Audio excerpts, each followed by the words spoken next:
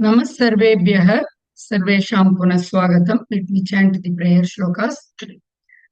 ॐ श्री गुरुभ्यो नमः. हरिः ॐ. शुक्लाम्बरधरौ विष्णुं शशिवर्णं चतुर्भुजं प्रसन्नवदनं ध्यायेत् सर्वविघ्नोपशान्तये. गुरुर्ब्रह्मा गुरुर्विष्णुः गुरुर्देवो महेश्वरः गुरुः साक्षात् परब्रह्म तस्मै श्री गुरवे नमः. सरस्वती नमस्तुभ्यं वरदे कामरूपिणि विद्यारम्भं करिष्यामि सिद्धिर्भवतु मे सदा. पीताम्बरं करविराजितशङ्खचक्रकौमोदकी सरसिजं करुणासमुद्रं राधासहायमतिसुन्दरमन्दहासं वातालयेशमनिशं हृदि भावयामि. सूर्यस्पर्धिकिरीटमूर्ध्वतिलकप्रोद्भासि फालान्तरम् कारुण्याकुलनेत्रमार्द्रहसितोल्लासं सुनासापुटम् गण्डोद्यन्मकराभकुण्डलयुगं कण्ठोज्ज्वलत्कौस्तुभम् त्वद्रूपौ वनमाल्यहारपटल श्रीवत्सदीप्रं भजे. केयूराङ्गदकङ्कणोत्तममहारत्नाङ्गुलीयाङ्कित श्रीमद्बाहुचतुष्कसङ्गतगदा शङ्खारिपङ्केरुहाम् काञ्चित् काञ्चन काञ्चिलाञ्छितलसत्पीताम्बरालम्बिनीम् आलम्बे विमलाम्बुजद्युतिपदां मूर्तिं तवातिच्छिदम्. ॐ नमो भगवते वासुदेवाय. ॐ श्रीकृष्णाय परब्रह्मणे नमः. अथ श्रीमन्नारायणीयं त्रिंशत्तमं दशकं वामनावतारवर्णनम्. शक्रेण संयति हतोऽपि बलिर्महात्मा शुक्रेण जीविततनुः क्रतुवर्धितोष्मा विक्रान्तिमान् भयनिलीनसुरान् त्रिलोकीम् चक्रे वशे स तव चक्रमुखादभीतः. So we have seen up to the first shloka of the Trimshattamam Dashakam, Vamanavatara Varnana. So, and we have seen how Bali Chakravarti conquered the three worlds and Devas were afraid of him. Until then, we have seen in this shloka, and we are going to see what happened in the Vamanavatara. The second shloka. पुत्रार्तिदर्शनवशाददितिर्विषण्णाम् तं काश्यपन्निजपतिं शरणं प्रपन्ना त्वत्पूजनं तदुदितं हि पयोव्रताख्यं सा द्वादशाहमचरत् त्वयि भक्तिपूर्णा. पुत्रार्तिदर्शनवशाददितिर्विषण्णाम् तं काश्यपन्निजपतिं शरणं प्रपन्ना त्वत्पूजनं तदुदितं हि पयोव्रताख्यं सा द्वादशाहमचरत् त्वयि भक्तिपूर्णा. So here,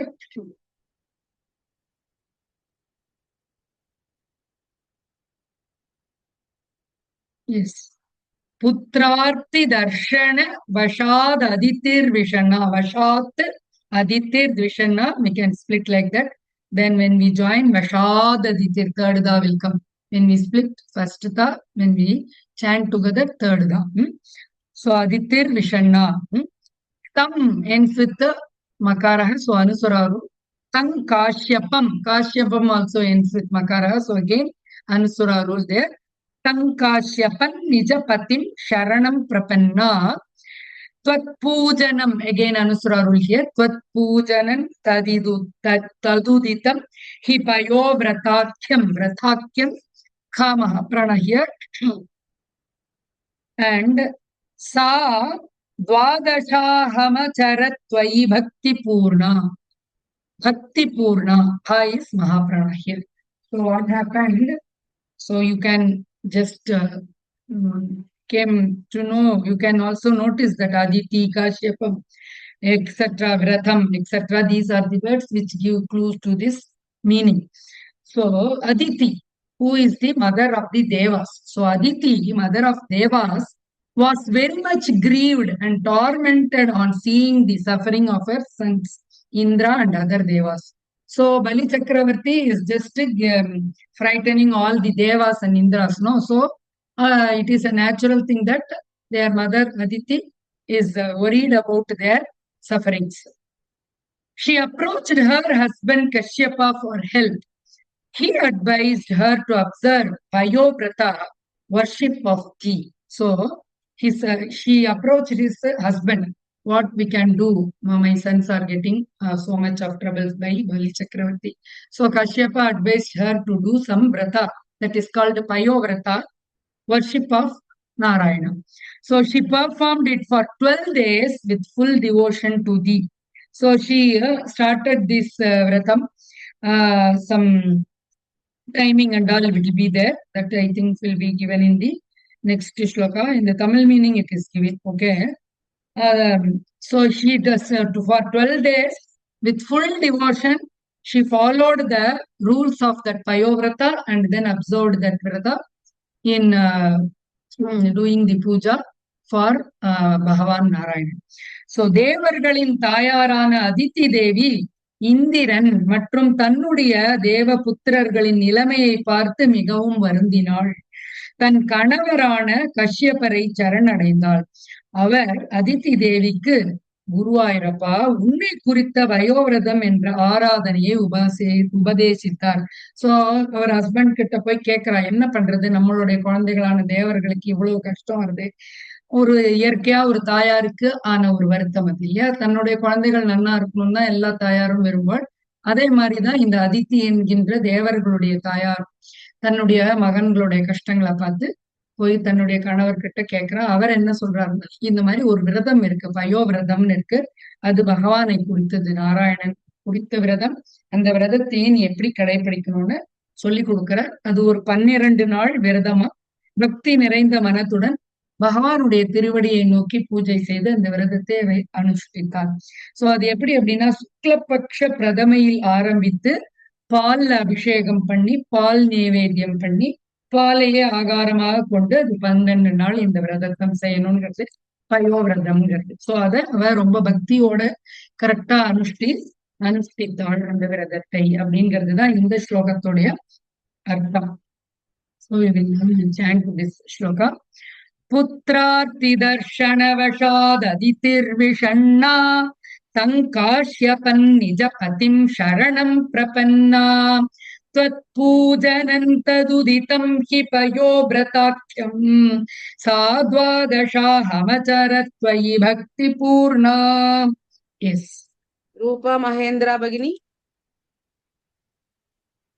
Yes, Bhagini. Putra. Aarti.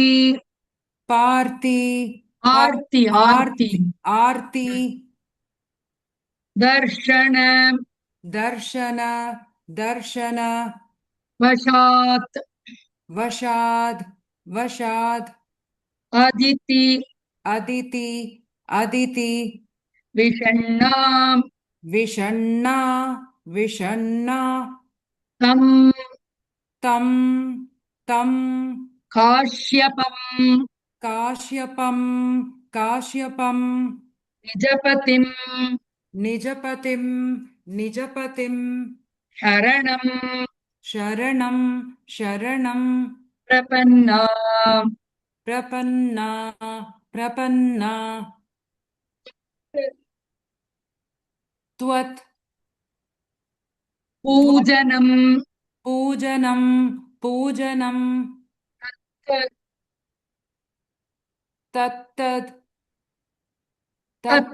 Tat only. Tat. Uditam. He. Okay. He. Payovrata. Aakyam.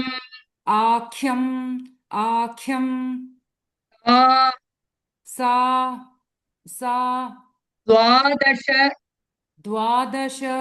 Dwadasha. Aham.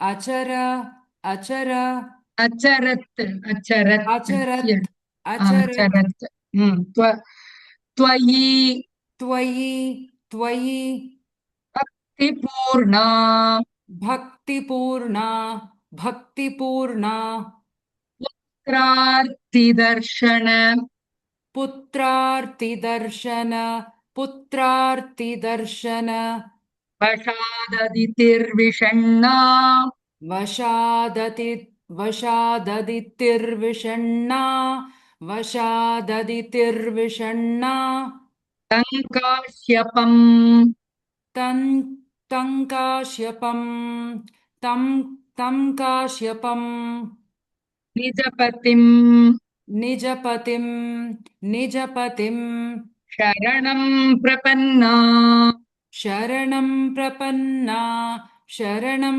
प्रपन्ना त्वत्पूजनं त्वत्पूजनं त्वत्पूजनं तदुदितं हि तदु तदुदितं हि तदुदितं हि पयोव्रताख्यम् पयोव्रताख्यं पयोव्रताख्यं सा द्वादशाहमचरत्वयि सादादशाहमचर द्वादश 12 days no द्वादशं सा ओके द्वादशाहमचरत्वयि सा द्वादशाहमचरत्वयि सा हा, द्वादशाहमचरत्वयि भक्तिपूर्णा भक्तिपूर्णा भक्तिपूर्णा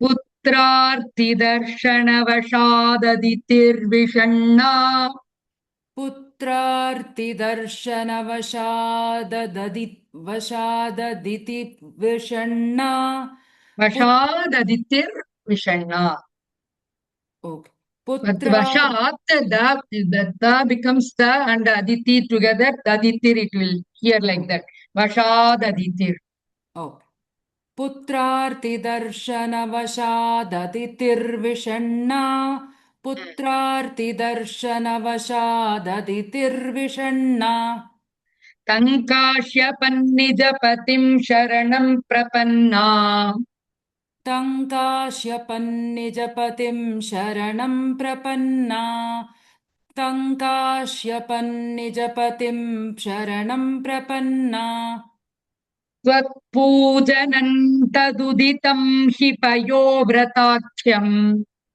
त्वत्पूजनं तदुदितं हि पयोव्रताख्यम् त्वत्पूजनं तदुदितं हि पयोव्रताख्यम् सा द्वादशाहमचरत्वयि भक्तिपूर्णा सा द्वादशाहमचरत्वयि भक्तिपूर्णा सा द्वादशाहमचरत्वयि भक्तिपूर्णा पुत्रार्तिदर्शनवशाददितिर्विषण्णा टङ्काश्यपन्निजपतिं शरणं प्रपन्ना पुत्रार्तिदर्शनवशाददितिर्विषण्णा तं काश्यपन्निजपतिं शरणं प्रपन्ना पुत्रार्तिदर्शनवशाददितिर्विषण्णा तं काश्यपन्निजपतिं शरणं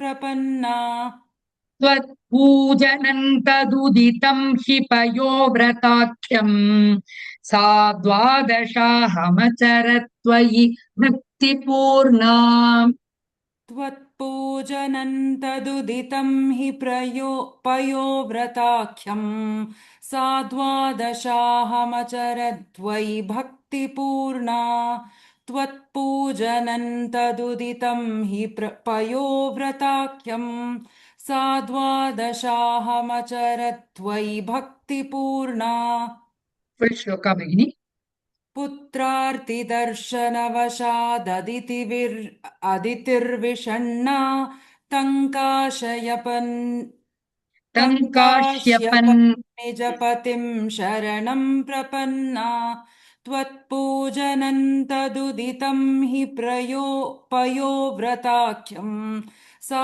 द्वादशाहमचरत् त्वयि भक्तिपूर्णा वशाददितिर्विषण्णा तङ्काश्यपन्निजपतिं शरणं प्रपन्ना त्वत्पूजनं तदुदितं हि पयोव्रताख्यम् सा द्वादशाहमचरत्वयि भक्तिपूर्णा उत्तम भगिनी के कविता भगिनी भगिनि पुत्रादिदर्शनवशाददितिर्विषण्णा तङ्काश्यपन्निजपतिं शरणं प्रपन्ना त्वत्पूरि त्वत् तत् त्वत् त्वत्पूजनन्तदुदितं हि पयोव्रताख्यां सा द्वादशाहमचरत्वयि भक्तिपूर्णा first pada and third pada again you repeat Bhagini.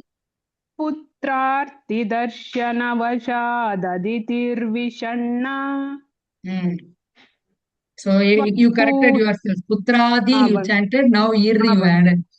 Then now the third shloka, third pada. Tvat pujanam. त्वत्पूजनं तदुदितं हि पयोव्रताख्यां Khyam. It is not the khyam only. Vratakhyam. पयोव्रताख्यं Yes, Uttama Bhagini. Those two places only corrections. Yes. Okay. Next study would be Rangachari ಭಗಿನಿ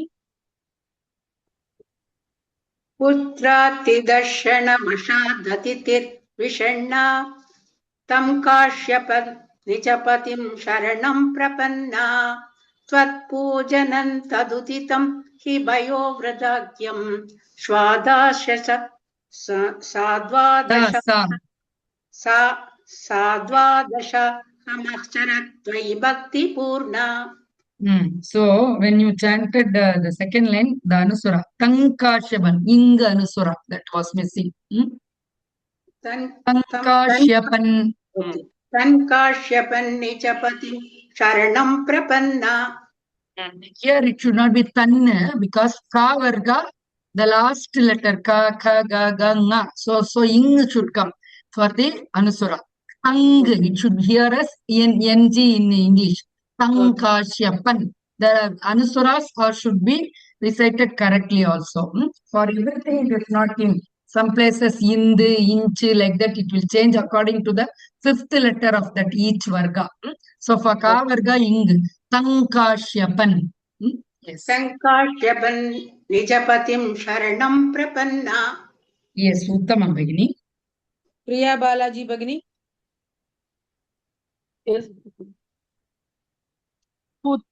पुत्रार्तिदर्शनवशादितिर्विषण्णा Aditir. Vashad Aditir. पुत्रार्तिदर्शनवशाददितिर्विषण्णा तङ्काश्यपन्निजपतिं शरणं प्रपन्ना त्वत्पूजनं तदुदितं हि पयोव्रताख्यं सा द्वादशाहमचरत् त्वयि भक्तिपूर्णा. Yes, Uttama Bhagini. Rakhi Sanoj ಭಗಿನಿ पुत्रार्तिदर्शनवशादतिर्विषण्णा तङ्काश्यपन्निजपतिं शरणं प्रपन्ना त्वत्पूजनं तदुदितं हि पयोवृताख्यं सा द्वादशाहमचरत्वयि भक्तिपूर्णा. Yes, Uttama Bhagini.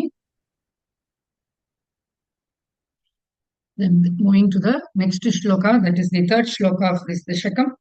Tasyavadhau tvayi nilinamateeramushyaah श्यामश्चतुर्भुजवपुः स्वयमाविरासीः नम्राञ्चतामिह भवत्तनयो भवेयम् गोप्यम् अधीक्षणमिति प्रलपन्नयासीः. So here तस्यावधौ त्वयि निलीनमतेरमुष्याः श्यामश्चतुर्भुजवपुः स्वयमाविरासीः नम्राञ्चतामिह भवत्तनयो भवेयम् गोप्यम् अदीक्षणमिति प्रलपन्नयासीः सो तस्यावधौ धौ ध इस् महाप्राणद त्वयि निलीन मतेर मुष्याः श्यामश्चतुर्भुज वपुः भुज भा इस् महाप्राण वपुः विसर्गा इस् फॉलोड by सकारः स्वयमाविरासीः सो वपुः स्वयमाविरासीः then namram here the anuswara is namrancha for cha varga inch so namrancha Kamiha Bhavatanayo Aveyam. Bhavat, both Bha are Mahaprana here. Bhavatanayo Aveyam Bha Mahaprana. Then Gopyam Adikshana Iti Pralapanayasihi. Miti, that is Madikshanam is the word and then Iti. So together Madikshanam Iti. So it ends with Rasvaswara and Pralaya. Pralapanayasihi is Samyutaksharam Prala. So there is a Dvitva here. Ip should be heard here. So the meaning for this third shloka is so at the end of that Vrada, so after 12 days, what happened? Thou appeared with 4 arms. Chaturbhuja, Shyamash Chaturbhuja. So 4 arms with blue complexion. Shyama is the color of Bhagavan, no? So blue color complexion before whom? Aditi, whose mind was concentrated on thee. So Aditi is very much concentrated and praying to Bhagavan. So in front of Aditi, Bhagavan appeared in Shyama color, that is blue complexion and with 4 bhujas.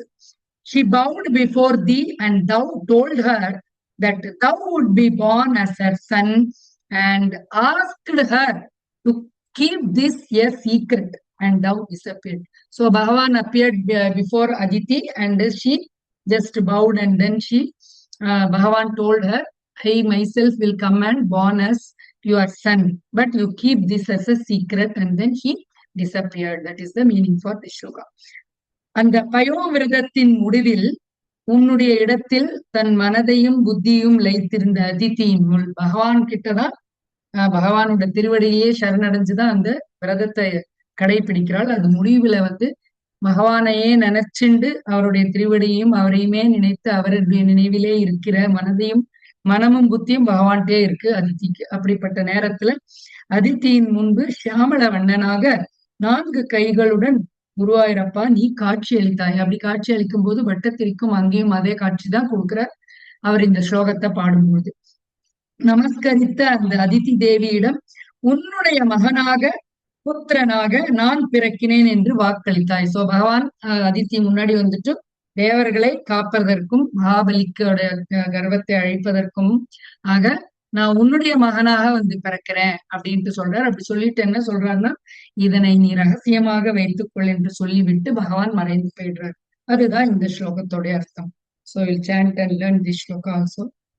Tasyavadhau tvayi nilīnamateramuśyāh श्यामश्चतुर्भुजवपुः स्वयमाविरासीः नम्राञ्चतामिह भवत्तनयो भवेयम् गोप्यम् अदीक्षणमिति प्रलपन्नयासीः. Yes. Chandra Anantakrishnan Bhagini.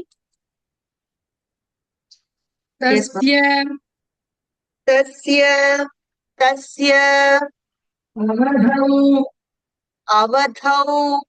अवधौ त्वयि निलीन मतेः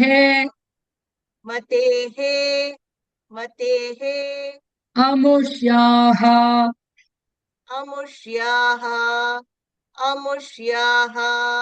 श्यामः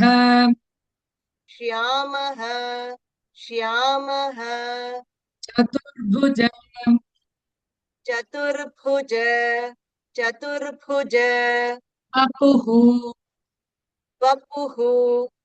वपुः स्वयं स्वयं आविरासीः आविरासीः आविरासीः नम्रां नम्रां नम्रां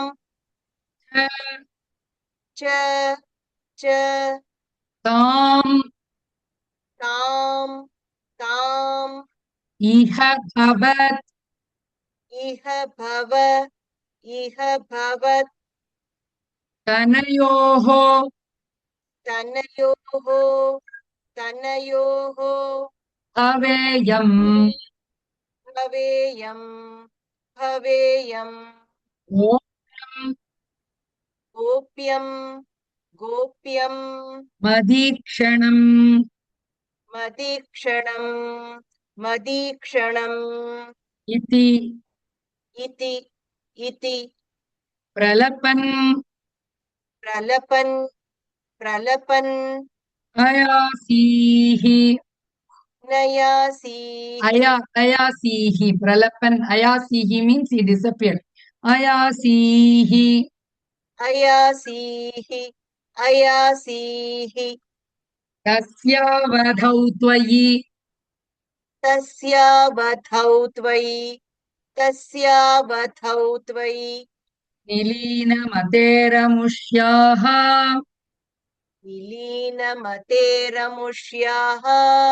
निलीनमतेरमुष्याः श्यामश्चतुर्भुज श्यामश्चतुर्भुज वपुः स्वयम् वपुः स्वयम् आविरासीः आविरासीः नम्राञ्चतामिह नम्राञ्चतामिह भवत्तनयो भवेयम् भवत्तनयो भवेयम् गोप्यं मदीक्षिणमिति मदीक्षणमिति गोप्यं मदीक्षणमिति प्रलपन्नयासीः प्रलपन्नयासीः तस्यावधौ त्वयि निलीनमतेरमुष्याः तस्यावधौ त्वयि मतेरमुष्याः तस्यावधौ त्वयि नलीनमतेरमुष्याः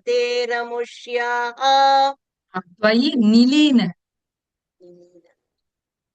तस्यावधौ त्वयि निलीनमतेरमुष्याः श्यामश्चतुर्भुज वपुः स्वयमाविरासीः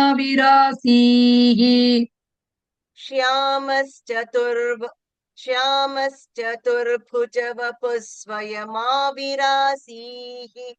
श्यामश्चतुर्भुज वपुः स्वयमाविरासीः नम्राञ्चतामिह भवत्तनयो भवेयम् नम्राञ्चतामिह भवत्तनयो भवेयम् नम्राञ्चतामिह भवत्तनयो भवेयम् गोप्यं मदीक्षणमिति प्रलपन्नयासीः गोप्यं मदीक्षणमिति प्रलपन्नयासीः गोप्यं मदीक्षणमिति प्रलपन्नयासीः तस्यावधौ त्वयि निलीनमतेरमुष्याः श्यामश्चतुर्भुज वपुः स्वयमाविरासीः तस्यावधौ त्वयि निलीनमतेरमुष्याः श्यामश्चतुर्भुज वपुः स्वयमाविरासीः तस्यावधौ त्वयि निलीनमतेरमुष्याः श्यामश्चतुर्भुज वपुः स्वयमाविरासीः नम्राञ्चतामिह भवत्तनयो भवेयम् गोप्यं मदीक्षणमिति प्रलपन्नयासीः नम्राञ्चतामिह भवत्तनयो भवेयम् गोप्यम् मदीक्षणमिति प्रलपन्नयासीः नम्राञ्चतामिह भवत्तनयो भवेयम् गोप्यम् मदीक्षणमिति प्रलपन्नयासीः Full shloka Bhagini. तस्यावधौ त्वयि निलीनमत्तेरमुष्याः श्यामश्चतुर्भुजवपुः स्वयमाविरासीः नम्राञ्चतामिह भवत्तनयो भवेयम् गोप्यम् मदीक्षणमिति प्रलपन्नयासीः तस्यावधौ त्वयि निलीनमतेरमुष्याः श्यामश्चतुर्भुजवपुः स्वयमाविरासीः नम्राञ्चतामिह भवत्तनयो भवेयम् गोप्यम् मदीक्षणमिति प्रलपन्नयासीः Yes, Uttama Bhagini. आर विमला भगिनी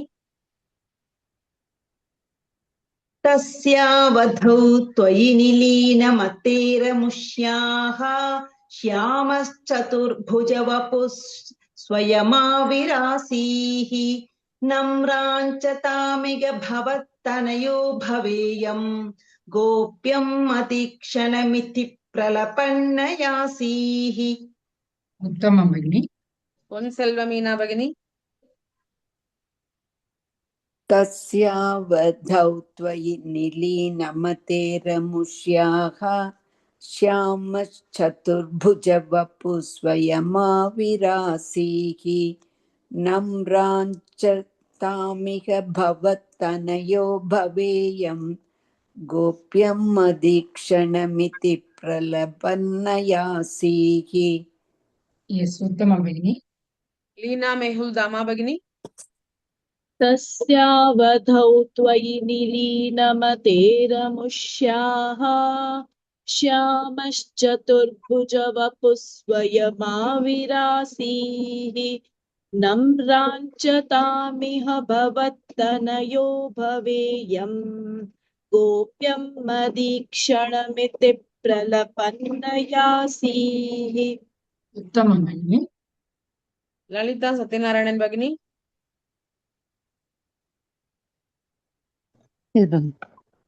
तस्यावधौ त्वयि निलीनमतेरमुष्याः श्यामश्चतुर्भुजवपुः स्वयमाविरासीत् नम्राञ्चतामिह भवत्तनयो भवेयम् गोप्यम् मदीक्षणमिति प्रलपन्नयासीः प्रलपन्नयासीः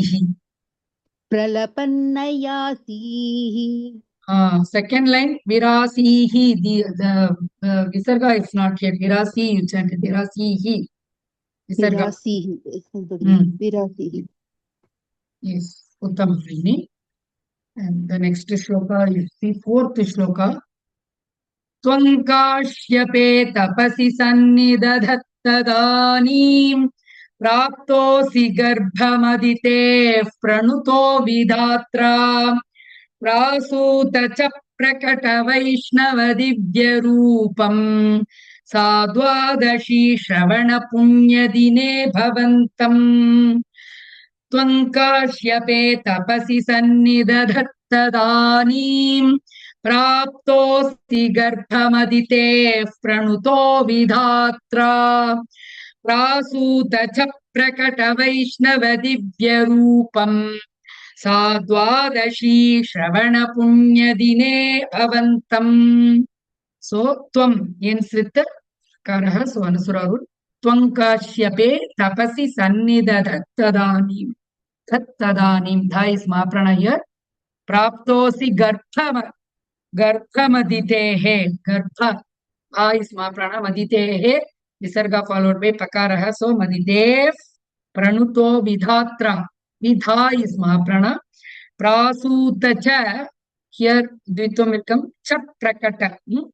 Chaprakata Vaishnava Divya Rupam Sa Dwadashi Shravana Punyadine Bhavantam na vandar. So you can understand the words also easily here. So here the meaning for this shloka is that is Bhattatri is just saying how Bhagavan appeared and when he appeared from Kashyapa and Aditi. That is the meaning for the shloka. At the end of that vrata, thou then entered into the seed born of Kashyapa's austerities and then did enter Aditi's womb. So, being praised by Brahma, thou were born with the divine form of Vishnu, holding conch, discus, etc. on the day of confluence of Dwadashi and Shravana Nakshatra. So, Vamana Avatara day is on Dwadashi day and Shravana Nakshatra. That day, that Shravana Nakshatra. So, Bhagavan appeared. He born with Changu Chakram, and Brahma also just praised him, and he just born for Kashyapa and Aditi in this form. That is the meaning for this shloka.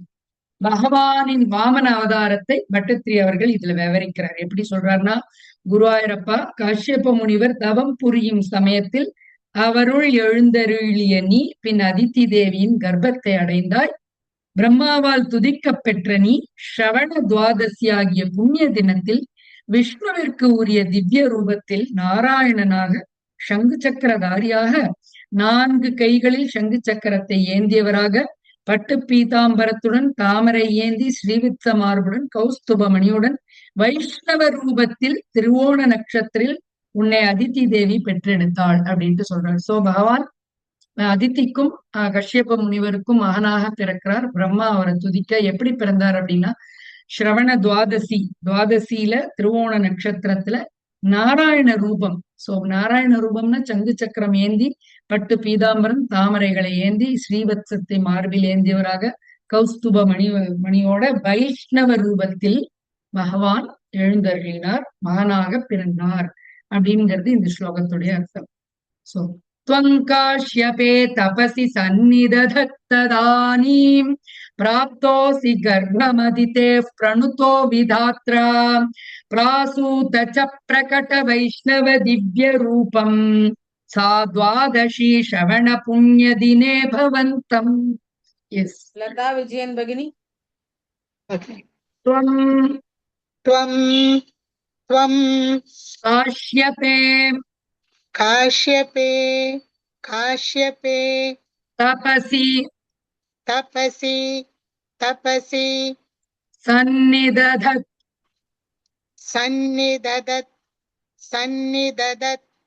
था is mapranagar सन्निदधत् तदानीं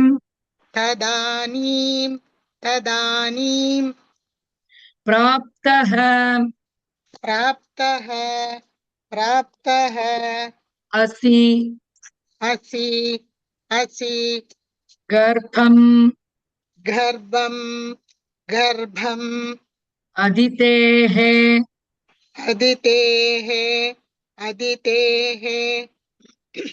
प्रणुतः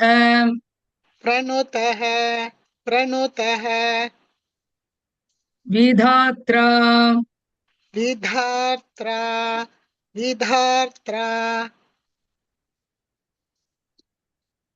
प्रासूत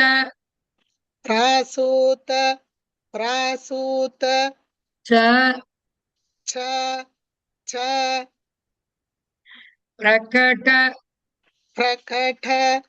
प्रकट वैष्णव दिव्यरूपम्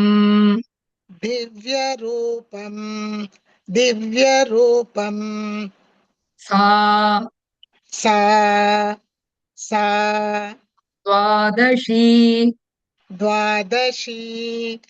द्वादशी श्रवण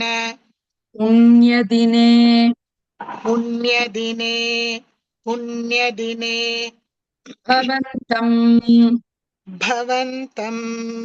भवन्तम् तङ्काश्यपे तपसि तङ्काश्यपे तपसि त्वङ्काश्यपे तपसि सन्निदधत्तदानीम्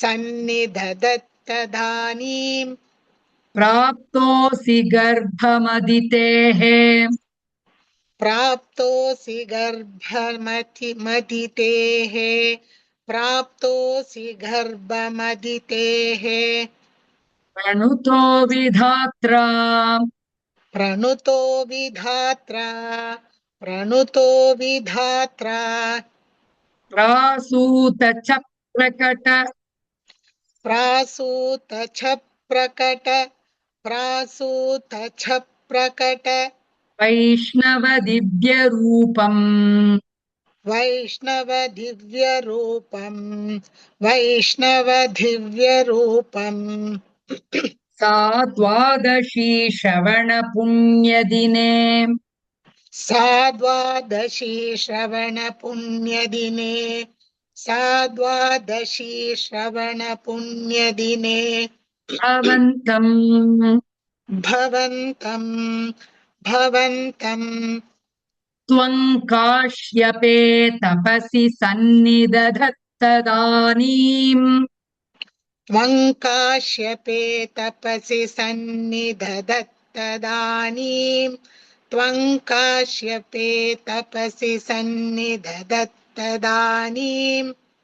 प्राप्तोऽसि गर्भमदितेः प्रणुतो विधात्रा प्राप्तोऽसि गर्भमदिते प्रणुतो विधात्रा प्राप्तोऽसि गर्भमदिते प्रणुतो विधात्रा प्रासूत च प्रकटवैष्णवदिव्यरूपम् प्रासूत च प्रकटवैष्णवदिव्यरूपम् प्रासूत च प्रकटवैष्णवदिव्यरूपम् सा द्वादशी श्रवणपुण्यदिने भवन्तम् सा द्वादशी श्रवणपुण्यदिने भवन्तम् सा द्वादशी श्रवणपुण्यदिने भवन्तम् त्वं काश्यपे तपसि सन्निदधत्तदानीम् प्राप्तोऽसि गर्भमदितेः प्रणुतो विधात्रा त्वां काश्यपे तपसि सन्निधत्तदानीम् प्राप्तोऽसि गर्भमदिते प्रणुतो विधात्रा त्वां काश्यपे तपसि सन्निधत्तदानीम् प्राप्तोऽसि गर्भमदिते प्रणुतो विधात्रा First pada tvam you chanted, it is twang kashype, twang only. त्वं काश्यपे तपसि सन्निधत्तदानीम् प्राप्तोऽसि गर्भमदिते प्रणुतो विधात्रा प्रासूत च प्रकटवैष्णवदिव्यरूपम् सा द्वादशी श्रवणपुण्यदिने भवन्तम् प्रासूत च प्रकटवैष्णवदिव्यरूपम् सा द्वादशी श्रवणपुण्यदिने भवन्तम् प्रासूत च प्रकटवैष्णवदिव्यरूपम् सा द्वादशी श्रवणपुण्यदिने भवन्तम् Yes, full shloka Bhagini. त्वं काश्यपे तपसि सन्निधत्तदानीम् प्राप्तोऽसि गर्भमदिते प्रणुतो विधात्रा प्रासूत च प्रकटवैष्णवदिव्यरूपम् सा द्वादशी श्रवणपुण्यदिने भवन्तम् त्वं काश्यपे तपसि सन्निधत्तदानीम् प्राप्तोऽसि गर्भमदिते प्रणुतो विधात्रा प्रासूत च प्रकटवैष्णवदिव्यरूपम् सा द्वादशी श्रवणपुण्यदिने भवन्तम् Yes, Uttama Bhagini. Thank you. गीता श्रीधर भगिनी.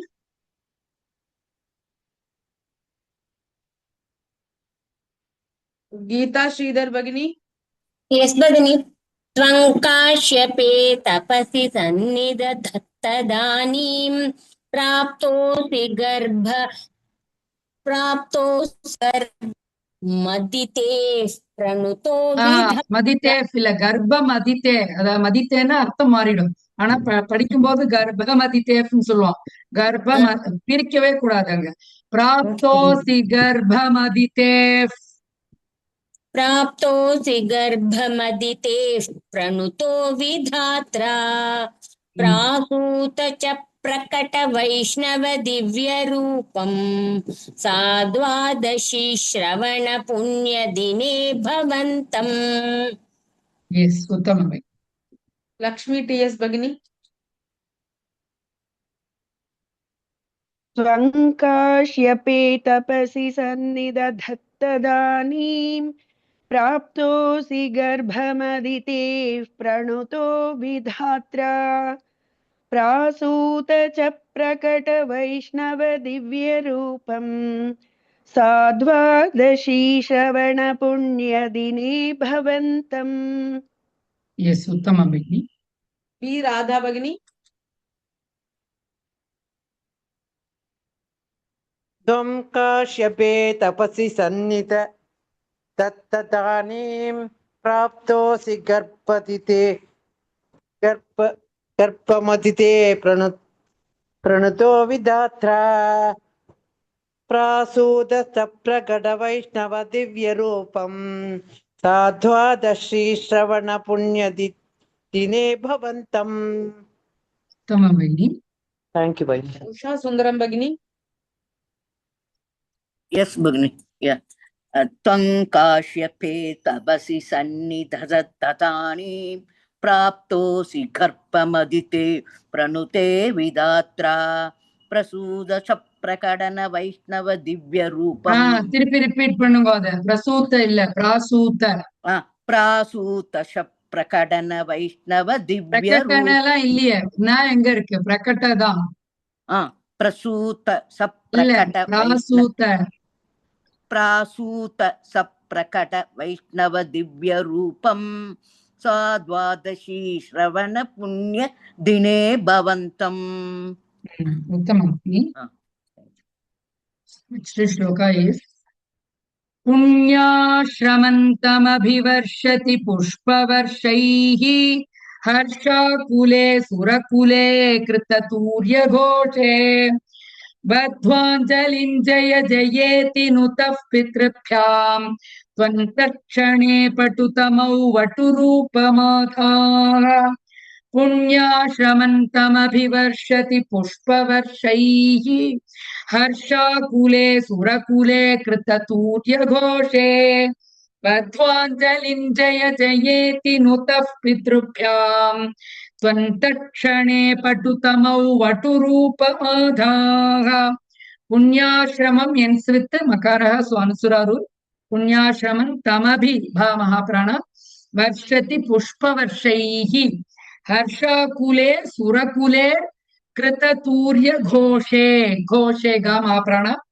then बध्वाञ्जलिं बद्ध is महाप्राण बध्वाञ्जलिं ends with मकारः स्वानुसुरारु there बध्वाञ्जलिं जय जयेति नुतः विसर्ग followed by पकारः पितृभ्यां so नुतः पितृभ्यां भा is महाप्राण there त्वं ends with मकारः again अनुसुरारु त्वं तत्क्षणे पटुतमं पटुतमं here again अनुसुरारु पटुतमं वटुरूपमाधाः आधाः da is महाप्राण there. So in this shloka the devas in great joy were showering flowers on that holy hermitage where thou were born and were blowing musical instrument pushpavarshayi. So the devas they just were happy and then they showered flowers and then they blew musical instrument for the birth of Avan. Thy parents were praising thee with folded hands. Just then thou took on the form of a talented handsome பிரம்மச்சாரின் வட்டுரூபம், that is பிரம்மச்சாரி. பகவான் அவதாரம் பண்ணும்போது 4 கை சங்கு சக்கரதாரியா தான் வெளியில வருவார். அப்படிதான் அவதாரம் எல்லாம். அவருக்கெல்லாம் நம்மள மாதிரி நார்மல் பர்த் எல்லாம் இல்லை. பட் ஆனா அவரு என்ன உருவம் எடுக்கிறான்னா வட்டுரூபம், பிராமண பிரம்மச்சாரி உருவமா எடுக்கிறார். எப்படி அப்படின்னா அவர்களுடைய அம்மாவும் அப்பாவுமே அவளுக்கு தெரியும் இவர் பகவான், அதனால கை கூப்பி வணங்கி இருக்கும் பொழுது they praised with their folded hands. Then at that time Bhagavan took the talented form of a handsome brahmachari. So தேவர்கள் பூமழை பொழிந்தனர், ஆனந்தத்துடன் மங்கள வாத்தியங்களை முழக்கினர். அந்த புண்ணியம் மிக்க அந்த ஆசிரமத்தில் தாய் தந்தையர் கை கூப்பி ஜெய ஜெயா என்று உன்னை துதித்தனர். அதே நொடியில் நீ சாமர்த்தியம் மிக்க பிரம்மச்சாரி ஸ்வரூபத்தை எடுத்தாய் குருவாயூரப்பா. அப்படியேதான் அவருக்கும் இந்த பாடலை எழுதும்போது அங்க உள்ள குருவாயூர்ல கிருஷ்ணன் காட்சி கொடுத்திருக்கார். சோ அப்படி திரும்பி பார்த்து அப்படியானா ஆமா அப்படின்னு தான் சொல்வார். அழகு மிக்க வடுனா பிரம்மச்சாரின்னு அர்த்தம். சோ அழகு மிக்க பிரம்மச்சாரி வடிவில் வாமன அவதாரமாக காட்சி அளித்தாய் அப்படின்ட்டு இந்த ஸ்லோகத்துல சொல்றது. புண்ணியாஸ்ரமந்தமபிவர்ஷதி புஷ்பவர்ஷைः ஹர்ஷாகுலே சுரகுலே கிருததூர்ய கோஷே பத்வாஞ்சலிம் ஜய ஜயேதி நுதः பித்ருப்யாம் த்வந்தக்ஷணே பட்டுதமௌ வட்டுரூபமாதாः. மதுசூதன் ராவ் மகோதயா.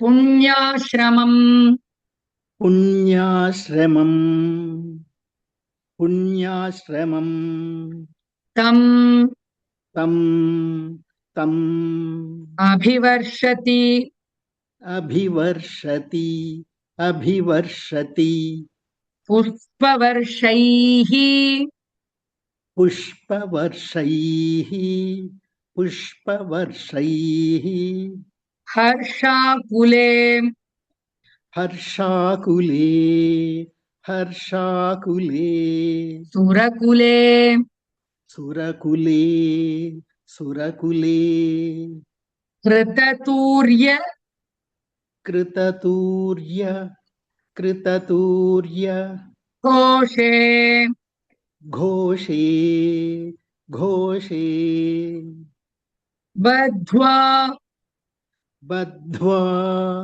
बद्ध्वा அஞ்சலிம் अञ्जलिम् अञ्जलिम् ஜய ஜயேதி जय जयेति जय जयेति நுதः नुतः नुतः பித்ருப்யாம் पितृभ्यां पितृभ्यां त्वं त्वं त्वं तत्क्षणे तत्क्षणे तत्क्षणे पटुतमं पटुतमं पटुतमं वटुरूपं वटुरूपं वटुरूपम् आधाः आधाः आधाः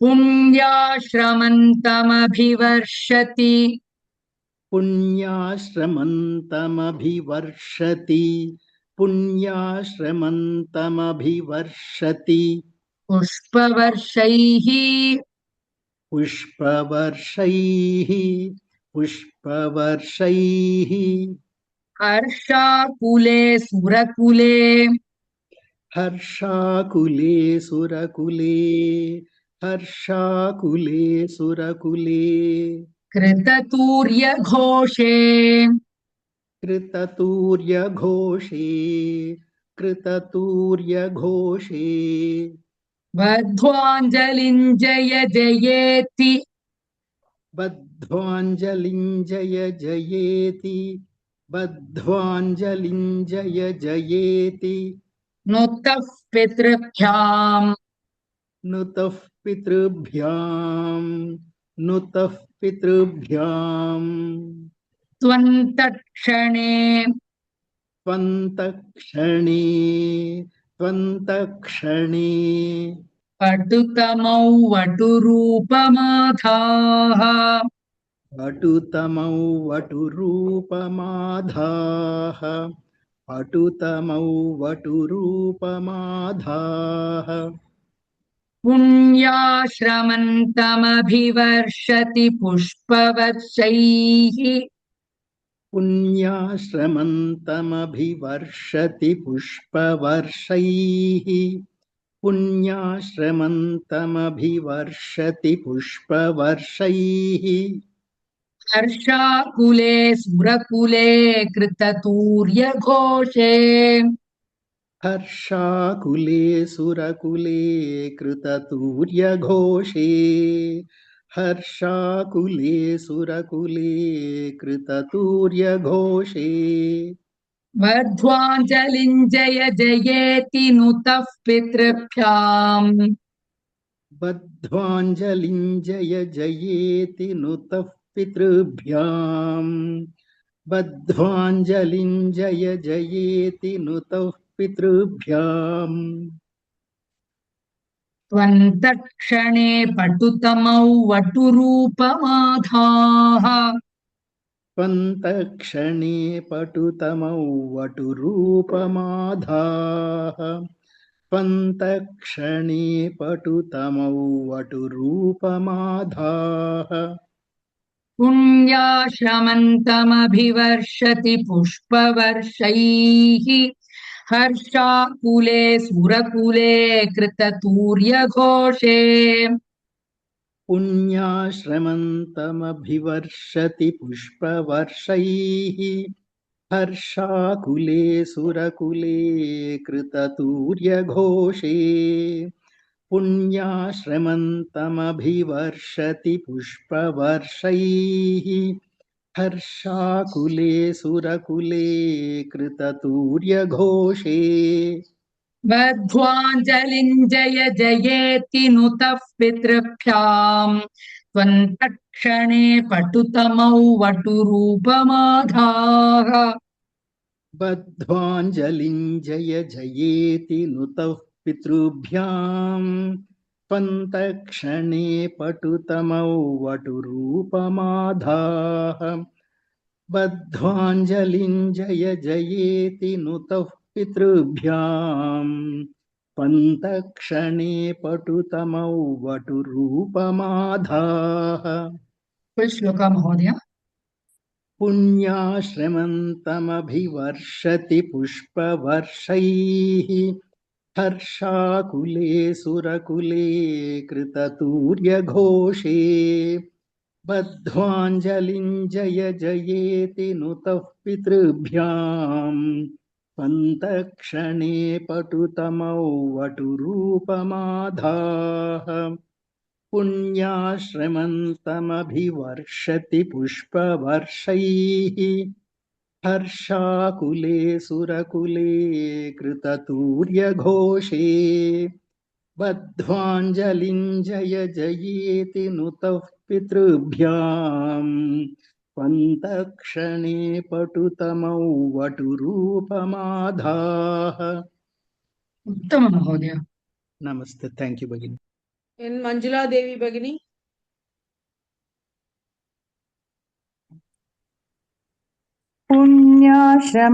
पुण्याश्रमन्तमभिवर्षति पुष्पवर्षैः हर्षाकुले सुरकुले कृततूर्यघोषे बद्ध्वाञ्जलिं जय जयेति नुतः पितृभ्याम् त्वन्तक्षणे पटुतमौ वटुरूपमाधाः उत्तम भगिनी रमणी राजलक्ष्मी भगिनी यस मैम पुण्यश्रमन्तमभिवर्षति पुष्पवर्षैः हर्षाकुले सुरकुले कृततूर्यघोषे बद्ध्वाञ्जलिं जय जयेति नुतः पितृभ्याम् पन्तत्क्षणे पटुतमौ वटुरूपमाधाः करेक्ट भगिनी फर्स्ट पादा पुण्यश्रमं पडिचल पुण्याश्रमம்னு மாத்திக்கோங்க उत्तम भगिनी ओके यस आर हेममालिनी भगिनी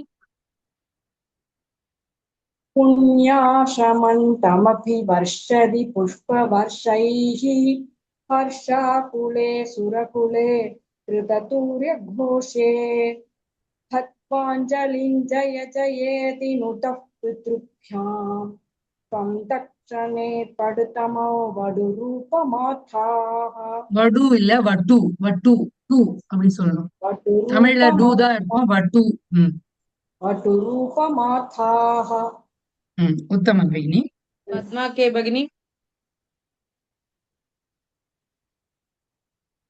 पुण्याश्रमन्तमभिवर्षति पुष्पवर्षैः हर्षाकुले सुरकुले कृततूर्यघोषे बद्ध्वाञ्जलिं जय जयेति नुतः पितृभ्याम् त्वं तत्क्षणे पटुतमौ वटुरूपमाधाः.